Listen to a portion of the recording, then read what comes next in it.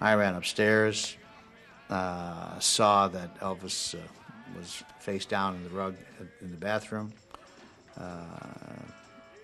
I felt him and I knew that Elvis was not alive. And Elvis was lying on the floor in the bathroom, and Joe Esposito, Elvis's road manager, and Al Strata, one of his wardrobe men, were trying to work on Elvis's body and revive him, and I started to help too.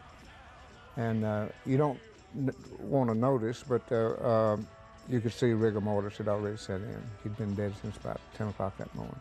Elvis Presley is dead. Wish he wouldn't, but he is. Elvis Presley, dead at 42 and mourned by millions around the world, was laid to rest today in a colorful ceremony in Memphis. It was August 16th, 1977, and the world was shocked by the news. Elvis Presley, the king of rock and roll, was dead. His wake and funeral drew tens of thousands of fans to his Graceland mansion. Millions worldwide mourned his passing, and yet to this day, there are some who believe the king lives. Those people who say Elvis lives are not referring to his music lasting forever or his spirit being with them. Some of these people really believe that the king is alive. He called and he said, "I'm doing fine, and I know you've been wondering what I've been doing, and everything's okay, and thank you for caring." That was basically it. I was sort of in shock, so he called me at work. He said, "Do you know who this is?" Right. He asked me if I knew who this was. I said, I think so. Most of the fans believe there's probably more evidence to believe Elvis is alive than he is dead. G.B. Giorgio is the author of the book, Is Elvis Alive? And she claims to have had personal contact with him after he died, as did the previous woman who was an Elvis fan club official. And, of course, there have been tabloid sightings of Presley as well. Most of those are quite humorous to everyone except those who were closest to Elvis Presley. It makes me furious. This lady, this woman was here in town one day out selling her book that Elvis had been seen here and there and yonder. And I had been interviewed that morning, and I absolutely got so mad until I went out there. And if she'd have been a man, I'd have whipped her butt, is what I'd have done. J.D. Sumner, along with Charlie Hodge sitting next to him, toured with Elvis for over a decade. They were good friends. Hodge was at Graceland the day Elvis died. And we tried to revive him all the way to the hospital. And by that time, Dr. Nicopoulos, Elvis's physician, had arrived. And we went to the hospital, and then they went in and started, trying to revive him. And then they came out, I guess, about 30 minutes later, and Dr. Nick just shook his head and said he'd gone. Another longtime member of Elvis's entourage is Joe Esposito. He was Presley's road manager and one of the first to try to resuscitate the dead singer. Dr. Nick kept trying to revive him in the ambulance, and just hoping that we'd see any sign of life out of him, but I just knew there was no sign of life. In spite of the testimony of these men who were all so close to Elvis and who witnessed his death firsthand, there is still an element believing he's alive. Although on a recent trip to Graceland, it was hard to find the non-believers. I think he's definitely dead. There's no doubt in my mind. I don't believe it. I don't believe it.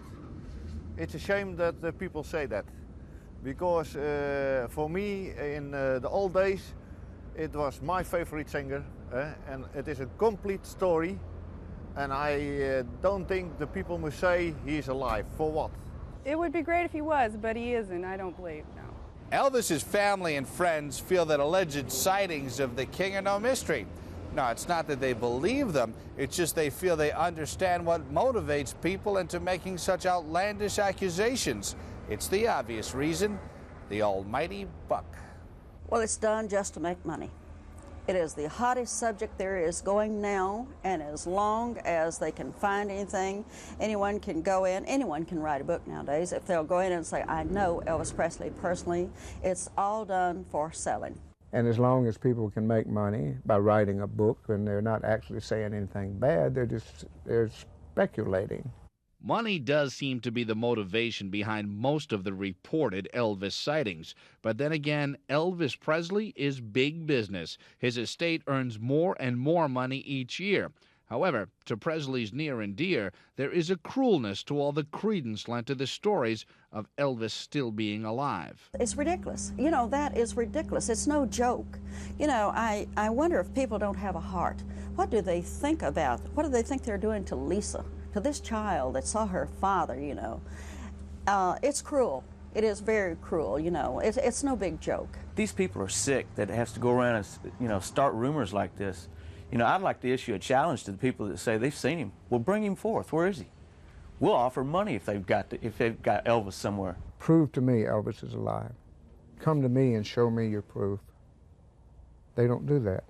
There is one more thing that has Elvis Presley's closest annoyed, and that is the insinuation that Presley would be the perpetrator of a hoax. According to J.D. Sumner, that just wasn't the King's style. Elvis believed in his fans. He had adored his fans. He admired his fans. And he was not the kind of person to ever tell a lie or live a lie. Elvis didn't have to. If there was ever a truthful man, it was Elvis Presley. This is Graceland, Elvis Presley's mansion. It has become one of the most popular tourist attractions in Memphis.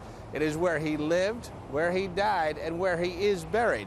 Yes, in spite of what you may have heard or read, or in spite of what some people claim, and as unfortunate as it may be, Elvis Presley is still dead.